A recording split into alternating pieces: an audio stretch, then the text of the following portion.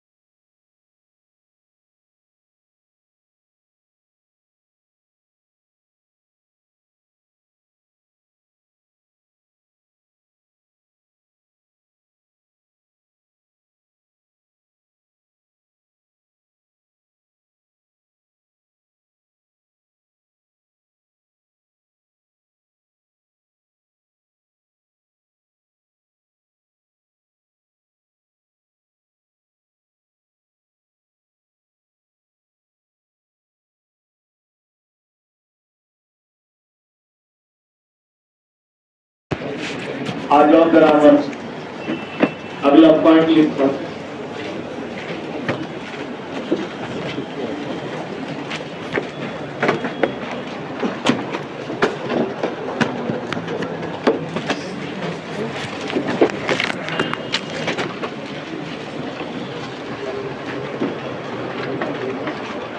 Number 63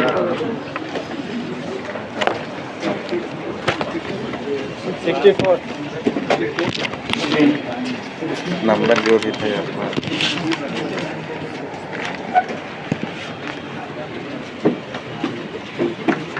ये number 63 का connection है 62 से ये बढ़िया सब ऑक्सिलरी वर्ब को 3 भाग में बांटा गया।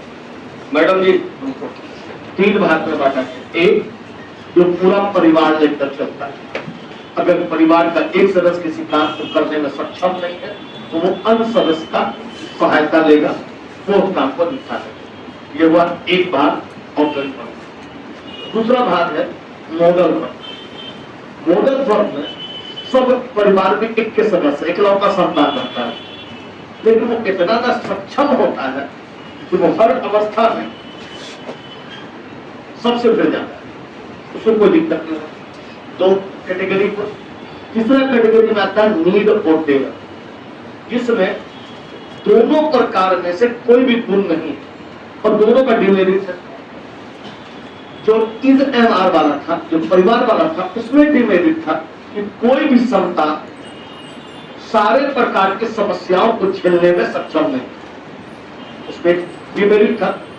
और मॉडल वर्ब में डिमेरिट है कि उसमें सबका सब ओनली वन संतान वाला है, किसी के पास भाई बहन नहीं, दोनों में डिमेरिट है।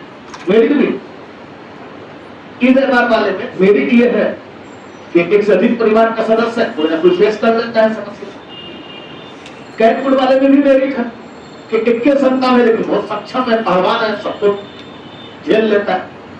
लेकिन जो नीड और डेयर है, दोनों में से कोई भी मेरिट नहीं रखता और दोनों का डिमेरिट रखता है। मेरिट ये नहीं है इसका वाला जो परिवार का सदस्य है, और मॉडल वाला डिमेरिट है तो वो सक्षम नहीं सबके साथ भिड़ जाए, तो दोनों डिमेरिट, ना परिवार का सदस्य जो बेसी और ना सक्षम है। तब ये तीसरा रास्ता निकालता है जो और को नहीं करना पड़ता है कि वो नीड और डेयर को स्वयं को बदलता है। नमूना के रूप में जब फिल्मी दुनिया में औरतें नहीं आई थी तो मर्द ही औरत का काम करता था। तो जो बहुत फेमस है इस मामले में, जो मर्द और दोनों का काम कर लेता, उसका नाम था विठल पटेल, जो गवास्कर के साथ फिल्म में काम किया। गवास्कर फिल्मों में भी काम किया, पिक्चर बनाया गवास्कर, मराठी पिक्चर। तो उसमें विठल पटेल औरत का काम करता, मतलब गवास्कर की वाइफ बनकर के आया, क्योंकि उस समय औरत फिल्म में काम नहीं करती थी। तब उसको दूसरा फिल्म का ऑफर जब मिला विठल पटेल को, तो उसको बोला गया कि तुमको 2 रोल करना है, मर्द का भी रोल करना उसी फिल्म में, औरत का भी रोल करना है, भाई बहन बनना है, भाई भी वही, भाई बहन भी वही। तो उससे पूछने के लिए क्या समाचार पत्र वाला, क्या वो कोई समस्या हुआ क्या? बोले तब तक समस्या नहीं हुआ जब भाई का रोल कर रहे थे। औरत का जब रोल करना पड़ा तो समस्या हुआ कि मेकअप करना पड़ा, कपड़ा बदलना पड़ा, लेकिन काम हम ही किए औरत वाले। समझ में आ रहा क्या बोल रहे हैं?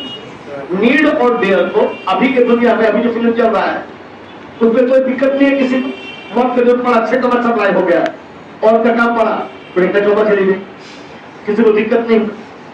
लेकिन उस समय विठल पटेल को दोनों काम करना, तो कपड़ा चेंज करना पड़ेगा, चेहरा बदलना पड़ेगा, बाल वगैरह लगाना पड़ेगा। वही हाल नीड और डेयर का है। नीड और डेयर को कभी कभी तो जब तक सब्जेक्ट उन्नत रहता है तुम्हारा, अपने असली रूप में चल जाता है, लेकिन जब सब्जेक्ट सुंदर होता है तो बेचारा नीड डेयर को श्रृंगार कर करके आना पड़ता है, तो टेस्ट लगाना पड़ता है। लेकिन हिंदी में कहावत है, रोदन के पीछे गायन, रोदन के पीछे गायन। तो तुम लोग बोलते हो, अधिकतर आदमी बोलता है, हमारा इस बात को नहीं मानते कि भगवान हमारी परीक्षा लेता है, हम नहीं मानते। बोल क्यों? तो थोड़ा दिमाग है हमारे पास, बोलिए केवल परीक्षा क्या लेगा, उसको तो हमारे हर एक गतिविधि के बारे में मालूम, वो परीक्षा लेगा, बाबूजी मेरा परीक्षा लेंगे कि मेरा लड़का कितना जानता है, कितना बदमाश है, कितना शरीफ है। बाबूजी हमारे नस से वाकिफ है, और जब बाबूजी हमारे नस से वाकिफ है तो ऊपर वाला परीक्षा लेगा इसका हिंदी कितना मजबूत है, इसका हिंदी कितना कमजोर है, हम उसका परीक्षा लेंगे। हम जानते ना कितना औकात है, हम नहीं मालूम है कि इसका कितना औकात, परीक्षा क्या लेना। तो आप जो क्वेश्चन पेपर देते हैं सर, भगवान जो क्वेश्चन पेपर डेली देता है सर, प्रैक्टिस करवाता है। एग्जाम क्या है उसको मालूम नहीं है, पर उसको तो भविष्य मालूम। परीक्षा क्या लेगा, जिसको पत्ता हिलना भी मालूम है कि पत्ता कब हिलना है कब नहीं हिलना है, वो थोड़ा परीक्षा लेगा, हमारा परीक्षा लेगा, सब कुछ मालूम है उसको दुनिया के बारे में। तो वो हमको प्रैक्टिस करवाता है समस्याओं को लेकर के, और हम थोड़ा प्रैक्टिस करवाते हैं क्वेश्चन पेपर देकर, परीक्षा नहीं लेते। हमको मालूम है तुम्हारा औकात, क्योंकि अंग्रेजी में कलर आदि में 12% में सिलेक्शन हो रहा है और पीओ में 22% सिलेक्शन हो रहा है। तो मेरे यहाँ तुम पढ़ रहे हो, इसका मतलब 12% का लाइन भी नहीं हो, बना नौकरी में होते, क्योंकि बिहारी म्यूजिक में तो छट्टा नहीं है, जीके में पढ़ाता है, तो इसका मतलब अंग्रेजी तो कमजोर है। हमको तो ऐसे ही मालूम है तो अंग्रेजी कितना बढ़िया, परीक्षा क्या लेंगे। तो डेली क्वेश्चन पेपर देते हैं, प्रैक्टिस करवाते हैं, भगवान भी हमसे प्रैक्टिस करवाता है। क्यों? क्योंकि भगवान जानता है कि आदमी जितना बड़ा होगा उतनी समस्याएं बढ़ेंगी, तो प्रैक्टिस करते चलो बेटा, आगे झेल लोगे। प्रैक्टिस करवाते हैं, हम भी तो प्रैक्टिस करवाते हैं, इससे बड़ा समस्या एग्जाम में आने वाला, प्रैक्टिस करते रहो। आप तो छोड़ देते रहो, नहीं बनाते हो तो सबको ठग रहे, हमको नहीं ठग रहे, अपने आप को ठग रहे। हमको क्या ठगोगे, हम तो उसी दिन ठग लेते थे, तुम पैसा ले लेते थे। अब तुम नहीं भी आओगे तभी तुम ही ठगाओगे, और हम नहीं आएंगे तो भी तुम ही ठगाओगे। तुम लोग कॉलेज में हड़ताल कर देते हो कि नहीं आज कॉलेज बंद रहेगा, घाटा किसका, थोड़ा ना, टीचर का कहाँ घाटा हो, चल गया पैसा तो डेली मिल गया। अब टीचर के भी हड़ताल में चल जाएगा तभी थोड़ा घाटा, पटना बंद तो भी थोड़ा घाटा, हर अवस्था में स्टूडेंट घाटा में, टीचर वगैरह को घाटा नहीं रहता। इसलिए तो वो देते हैं कि प्रैक्टिस करो ताकि जीवन में और भी कठिनाई आने वाली, भगवान प्रैक्टिस करता है। तो तुम शिकायत करते हो भगवान बड़ा दुख दिया, बड़ा दुख दिया, जब सोचो किसको दुख नहीं दिया, और भगवान को तो दुख दिया, राम को दुख मिला, राम सुखी कब रहे, सोचो जरा। तो दुख किस लिए दिया गया, ताकि सुख का मजा मालूम हो सके। सोचो संडे तुमको क्यों अच्छा लगता है, क्योंकि डेली खटना पड़ता है। लॉकडाउन में संडे ठीक लग रहा था, चाहे खटना नहीं पड़ा था, लगातार कोचिंग खुला रहता है, लगातार पढ़ाई हो। होली में पकवान अच्छा काहे लगता है, कभी कभी ऐसा करते हैं, कभी कभी खाते हैं, वही पकवान डेली दे एक सप्ताह खाओगे, अच्छा क्यों लगा, क्योंकि वो डेली हम अच्छा नहीं खा पा रहे, तुमसे अच्छा खाए, ज्यादा अच्छा लगता। एसी कब अच्छा लगता है, गर्मी से आते हैं तब, अब एसी में 24 घंटे पड़ा लगा, एसी सूख जाएगा, चलो बाहर थोड़े थोड़े चलते हैं। तो भगवान दुख देता है ताकि सुख का एहसास, लेकिन भगवान बड़ा दयालु है, दुख कम देता है, सुख ज्यादा देता है। अगर तुमको ज्यादा लग रहा हो, लेकिन वास्तव में देखना कि दुख कम रहेगा, सुख ज्यादा रहेगा। इतना क्यों बोले, हम जो अंग्रेजी में समझाते हैं। अंग्रेजी का राइटर कहता है कि इफ विंटर कम्स, विंटर सबसे खराब मौसम माना जाता है वहां इंग्लैंड का, और सबसे बढ़िया मौसम रहता है स्प्रिंग का, जिसको कहते हैं बसंत, जो तुम्हारे सरस्वती पूजा के आसपास चलता रहता है। तो कह रहा है इफ विंटर कम्स, अगर जाड़ा आता है तो can spring be far behind, क्या बसंत दूर रह जाएगा, कि विंटर के बाद तो स्प्रिंग को आना ही पड़ेगा। तो कुछ और कह रहा, मौसम का नाम नहीं ले रहा, कुछ और कह रहा, वो कह रहा कि अगर दुख आता है तो सुख दूर रह पाएगा, सुख तो बंधा हुआ उसको आना ही पड़ेगा, घसट करके आएगा। अब इतना क्यों बोला, अब देखो डियर और नीड को सकारात्मक वाक्य में समस्या झेलना पड़ा, बेचारे को अपना रूप बदलना पड़ा, तो यह हुआ उसका दुख। लेकिन दुख भी 50% था। बोलो कैसे, सब्जेक्ट पर आया 50% सिंगुलर होगा, 50% प्लूरल होगा। जब तक प्लूरल रहेगा डियर नीड को कोई दिक्कत नहीं होगा, सिंगुलर होगा तब दिक्कत होगा। दिक्कत कितना परसेंट हुआ, 50%। 50% उसको बदलना पड़ा, कितना परसेंट, 50%। तो बोलो सर आधा दुख आधा सुख, नहीं आधा नहीं, अभी आगे जाके देखना है। जब बात सकारात्मक रहेगा तब सब्जेक्ट के अनुसार डियर नीड को परिवर्तित होना पड़ेगा, वो भी 50%। जब तक सब्जेक्ट प्लूरल रहेगा डियर नीड को बदली नहीं होना पड़ेगा, सब्जेक्ट सिंगुलर होगा तब बदली होना पड़ेगा डियर नीड को, जो 50% है। नकारात्मक वाक्य में डियर और नीड सारे सब्जेक्ट के साथ मॉडल वर्ब के भांति अपने असली रूप में रहेगा, कभी चेंज नहीं होगा। प्रश्नात्मक वाक्य में कभी चेंज नहीं होगा, मतलब 100% चेंज नहीं होगा। नकारात्मक वाक्य में डियर और नीड सब्जेक्ट चाहे जैसा हो, कैन की तरह, फूड की तरह, मॉडल वर्ब की तरह साण बन जाएगा, अब उसे बदलने की जरूरत नहीं। तो बदला कब? केवल सकारात्मक में। वो भी 50%, क्योंकि 50% प्लूरल होने का चांस है। अब परसेंटेज निकाल लो, समझ में आ जाएगा, तुम जाते कि सुन जाते। सकारात्मक वाक्य में 50% बदलना पड़ा, 50% नहीं बदलना पड़ा। प्रश्नात्मक वाक्य में 100% नहीं बदलना पड़ा, नकारात्मक में 100% नहीं बदलना पड़ा। मतलब 250% नहीं बदलना पड़ा और 50% बदलना पड़ा। मतलब सुख कितना? 2.5%। और दुख कितना? 50%। अब तो समझ में आ गया हम बोलना क्या चाह रहे हैं। हमको इससे जीवन से मतलब नहीं था, लेकिन साथ में बताते चले तुम्हारे भाषा में हम पढ़ा रहे हैं कि देयर और नीड प्रश्नात्मक वाक्य में तथा नकारात्मक वाक्य में सारे सब्जेक्ट के साथ अपने मूल रूप में बिना परिवर्तन के रहेंगे। समझ में आ गया? नीड तथा देयर प्रश्नात्मक तथा नकारात्मक, प्रश्नात्मक तथा नकारात्मक वाक्यों में, प्रश्नात्मक तथा नकारात्मक वाक्यों में सारे सब्जेक्ट के साथ, सारे सब्जेक्ट के साथ अपने असली रूप में रहेंगे, अपने असली रूप में रहेंगे, अपने असली रूप में रहेंगे। क्वेश्चन, क्वेश्चन है it is very hot, it is very hot blank, blank नहीं, हॉट के बाद यू लिखो, उसके बाद ब्लैंक, हॉट के बाद यू, उसके बाद ब्लैंक, ब्लैंक के बाद your jacket, your jacket.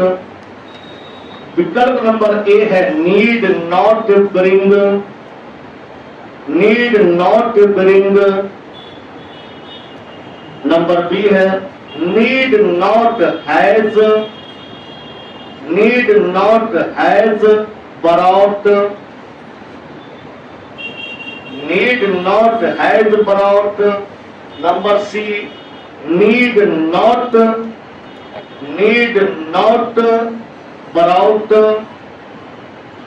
need not brought. Number D, needs not bring, needs not bring. बोलो, बी वाला होगा ना? ए वाला, ए वाला होगा। जवाब नकारात्मक है, इसमें बदलने की आवश्यकता नहीं। मेरी ओर देखो आगे।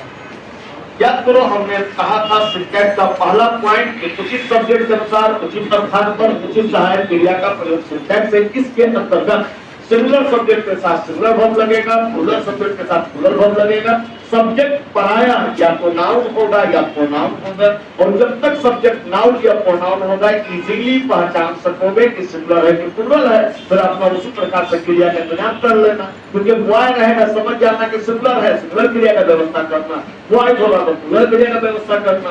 ही सीकिंग रहेगा सिंगुलर समझ कर सिंगुलर क्रिया का व्यवस्था करना। यू रहेगा, दे रहेगा, बी रहेगा, प्लूरल समझ कर प्लूरल क्रिया का व्यवस्था करना। तो जब तक तुम्हारा सब्जेक्ट नाउन या प्रोनाउन होगा तुम इजीली समझ जाओगे सिंगुलर है कि प्लूरल है। उसके साथ तुम्हारा व्यवहार करना एकदम आसान है, लेकिन जो आसान नहीं है उसको अब डील कर रहे हैं। कभी कभी क्रिया के पहले टू लगा करके भी उससे सब्जेक्ट का काम लिया जाता है। जो नाउन नहीं है कि तुम पकड़ लोगे सिंगुलर है कि प्लूरल है, प्रोनाउन भी नहीं है कि पकड़ लोगे कि सिंगुलर है कि प्लूरल है, बताना ही मुश्किल हो जाएगा। लेकिन घबराहट हम तुमको रेडीमेड कर देते हैं।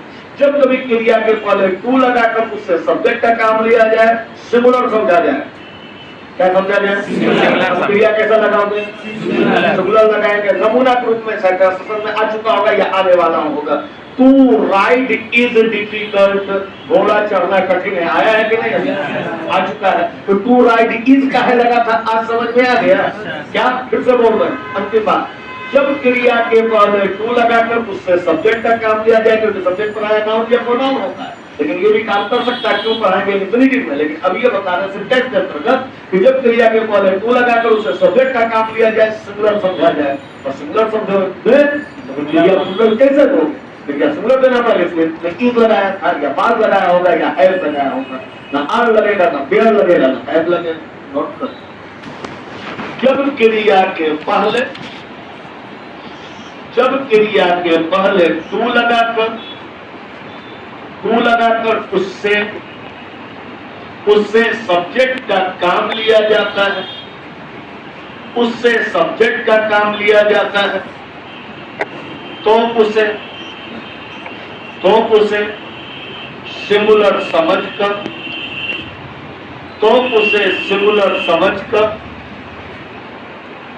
सिंगुलर क्रिया देते हैं,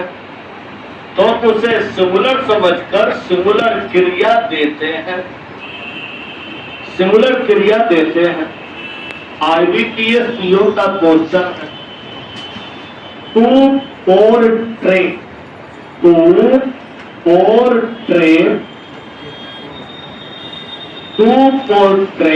oblique what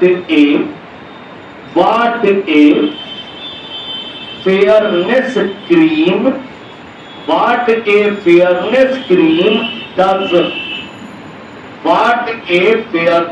cream does oblique without any short SORT, without any short comparison or visual VISUAL visual references are very difficult full stop। बोलो कहाँ गड़बड़ है? आर वेरी के बदले में लिखो इज वेरी, लगा लिया। अगला पॉइंट का नंबर दो, फिर मेरी ओर देखो। यदि सब्जेक्ट नाउन या प्रोनाउन होगा तो इजीली पहचान लिया जाएगा कि सिंगुलर है प्लूरल है, इसलिए आजकल करना आसान होगा। लेकिन कभी कभी क्रिया के अंत में ING लगा करके भी उससे सब्जेक्ट का काम लिया जाता है। इसका चर्चा किए थे हम नाउन में कि क्रिया में ING लगाने से आधा नाउन बनता है, S लगाने से पूरा नाउन बन जाता है। इसका विस्तार से बात करेंगे जीरण में, क्योंकि ये जीरण कहलाता है। जीरण हम टॉपिक होगा 3 अक्षर है, लेकिन अभी सिंटैक्स निपटाना है। जब कभी क्रिया के अंत में ING लगाकर उससे सब्जेक्ट का काम लिया जाए तो पहचानना मुश्किल होगा। नाउन होता गर्ल होता सिंगुलर मान लेते, गर्ल्स होता प्लूरल मान लेते, प्रोनाउन में भी ही सी ही होता सिंगुलर मान लेते, दे होता प्लूरल मान लेते। नाउन है ना प्रोनाउन में पहचानना मुश्किल है। जब पहचानना मुश्किल होता राइटर रेडीमेड बात करता है, बोलता कुछ चिंता मत करो, हम रेडीमेड दे रहे हैं, हम भी रेडीमेड देते रहे। जब क्रिया के अंत में ING लगाकर उससे सब्जेक्ट का काम लिया जाए, सिंगुलर समझा जाए, तो क्रिया प्लूरल दोगे। तो अब बतलाओ, swimming is an art, swimming are an art. जब क्रिया के अंत में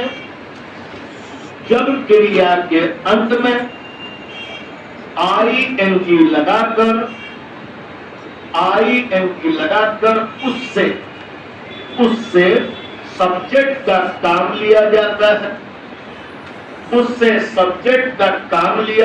है, तो उसे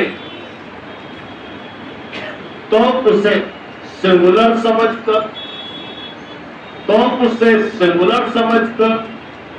सिंगुलर वर्ब दिया जाता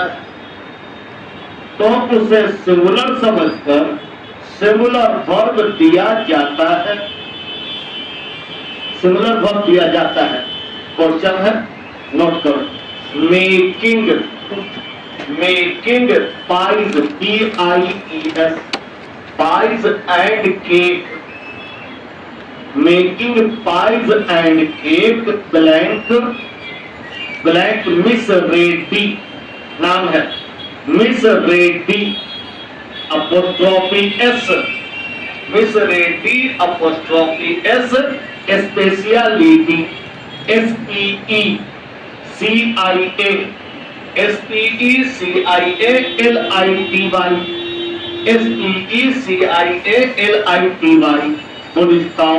नंबर A विकल्प है फूड, नंबर B में है शुड, नंबर C में है would WOULD और D में है is। आंसर मिला? Yes, sir. क्या है? तीन। अगला आमतौर पर तुम्हारा सब्जेक्ट जो होता है, चर्चा का विषय होता है एक वर्ड। याद करो, पहला दिन हम बताए थे कि अंग्रेजी के सबसे छोटे इकाई का नाम है अल्फाबेट, ABCD। ये कभी सब्जेक्ट नहीं हो सकता। सब्जेक्ट होता है वर्ड। राम होगा, राम के वर्ड है। सीता होगा, सीता एक वर्ड है। ही होगा, ही वर्ड है। सी वर्ड है, दे वर्ड है। तो सब्जेक्ट पराया वर्ड होता है। लेकिन कभी कभी हो सकता है, सब्जेक्ट का मतलब क्या है? चर्चा का विषय। कभी कभी हो सकता है कि हम पूरे वाक्य को ही चर्चा का विषय बनाते हैं। मेरा एक वाक्य ही चर्चा का विषय हो जाए। जब वाक्य चर्चा का विषय हो जाए तो समझना मुश्किल हो। जो रामायण सीता होगा तो समझ लेते भैया प्लूरल है, केवल राम होगा समझ जाते सीता है, या तो पूरा वाक्य ही है। तो जब कभी वाक्य ही चर्चा का विषय बन जाए तब क्या करेंगे? तो हम गारंटी देते हैं, उसे सिंगुलर समझकर सिंगुलर क्रिया देंगे। तो सर मान लो कि तुम नीचे जाके बोलो कि सर बड़ी बदमाश है। दूसरा जो सुनने वाला बोलेगा सच है। सच क्या है? सर बहुत बदमाश है। तो चर्चा के विषय सर नहीं थे, चर्चा के विषय बदमाश नहीं थे। चर्चा के विषय में पूरा एक वाक्य। और किसी ने कहा सच है नहीं कहा, है। क्या सच है? आपका लाइन सच है। अगर हम बोलेंगे इंडिया इज ग्रेट, तो बोलोगे सच है सर, सही है सर। क्या सही है? इंडिया इज ग्रेट नहीं, मेरा वाक्य सही है। तो मेरा वाक्य पूरा का पूरा एक सब्जेक्ट बन गया, चर्चा का विषय बन गया, जिसके लिए तुमने लगाया है नहीं वो है। सबसे बड़े एग्जाम्पल दे रहे हैं। इसको एक ऐसा लाइन है जो सबसे शुभ है, लेकिन अज्ञानता के कारण सबसे अशुभ माना जाता है तुम्हारे। क्या? राम नाम सत्य है। इसमें अशुभ वाला बात क्या है? मतलब तुम बोलता हूं बड़ी ज्ञानी है। अब कितना अशुभ लोग समझता है। तुम किसी के बर्थडे में बोल दो पीठ पे, शादी में अगर बोल दो तो बराती नहीं जाएगा, जबकि कहीं अशुभ नहीं। क्या है अशुभ? तो होता क्या है कि बराबर अशुभ में बोला जाता है तो पकड़ लिया आदमी के अशुभ हो। कभी मीनिंग जानने का प्रयास नहीं, मीनिंग जानने का प्रयास करता, कभी दिक्कत नहीं होगा। आप समझ लो मीनिंग क्या है। इसका मीनिंग है कि राम नाम ही, शॉर्ट में बोलता है राम नाम सत्य है। हकीकत यह है कि राम नाम ही एकमात्र सत्य है, बाकी सब मिथ्या है, नाटक है, खेला है। केवल सच्चाई क्या है? राम नाम ही एकमात्र सत्य है। वरना देख लो खाली हाथ जा रहा। कितना प्रयास किया था, कितना लोगों को धोखा दिया होगा, कितने को मारा होगा, कितने का हक मारा होगा, लेकिन देख लो क्या हालत है। तो देखोगे अब फिर आगे रहेगा, पीछे वाला एक आदमी बोलेगा राम नाम, फिर बाकी सब बोलेगा सत्य है। तो राम नाम शॉर्ट में बोल रहा है, वास्तव उसको पूरा बोलना है राम नाम ही एकमात्र सत्य है, बाकी सब मिथ्या है। और दुनिया का सबसे बड़ा सच है मृत्यु, कोई नहीं टाल सकता। अंबानी कितना लेबर कर रहा है, मोदी जी कितना लेबर कर रहा है, लेकिन जाना खाली हाथ है। और वही घाट पर जाना है जहाँ रिक्शा वाला जा रहा है, उसी प्रकार जलाया जाएगा जिस पर रिक्शा वाला जा रहा है। तो शिक्षा दे रहा है कि देख लो यही एकमात्र सत्य है, बाकी सारा मिथ्या है। नौटंकी कर रहा है, डेली मीटिंग रख रहा है, पूरे रख रहा है, ये कर रहा है, वो कर रहा है, धोखाधड़ी कर रहा है, गाड़ी में घूम रहा है, और क्या खा रही है। अंत क्या है? बराबर में क्या बोल रहा है? राम नाम ही एकमात्र, बाकी लोग क्या बोल रहा है? सत्य है नहीं बोला है। क्या बोला है? क्या बोला पहले वाला? कि राम नाम ही एकमात्र। ये पूरा का पूरा एक वाक्य है, चर्चा का विषय बना पूरा का पूरा एक वाक्य। तो है कहे ना कोई बोला, तो जब कभी चर्चा का विषय पूरा एक वाक्य हो, सिंगुलर समझकर सिंगुलर क्रिया दे।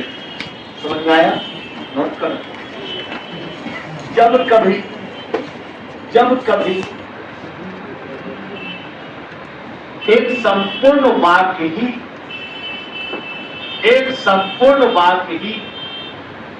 चर्चा का विषय बन गया